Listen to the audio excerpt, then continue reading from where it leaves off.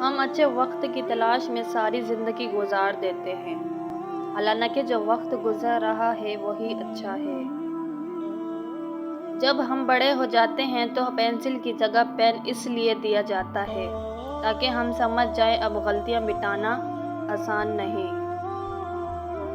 صبر کر لو یہ سوچ کر کہ جو کچھ بھی ہو رہا ہے اس میں اللہ کی حکمت اور تمہاری بہتری ہے۔ جب زندگی ماں باپ کی لاڈلی اولاد کے منہ پر تھپڑ مارتی ہے نا تو ساری باتیں سمجھ آ جاتی ہیں۔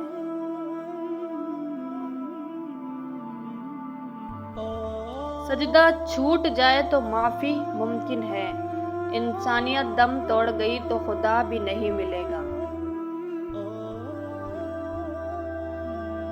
اپنے لفظوں کے بارے میں محتاط رہیے، ایک مرتبہ زبان سے ادا ہونے کے بعد معاف تو کیا جا سکتا ہے پر بھلایا نہیں جا سکتا۔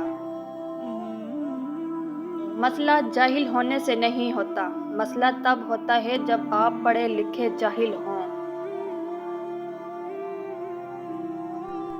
تعلق بھی رزق کی طرح ہوتا ہے، اگر بدنیتی آ جائے تو برکت ختم ہو جاتی ہے۔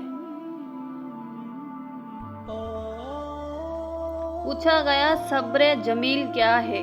جواب آیا تم آزماتے جا رہے ہو اور تمہارا دل کہہ رہا ہو الحمدللہ، بے شک ان اللہ مع الصابرین۔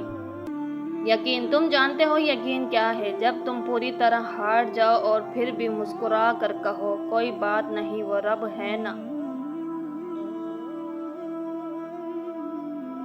اپنی نیتوں کو اپنی خواہشات کے لیے اتنا پاک رکھو کہ اللہ تمہارے سوچنے سے پہلے ہی تمہاری خواہشات کو پورا کر دے۔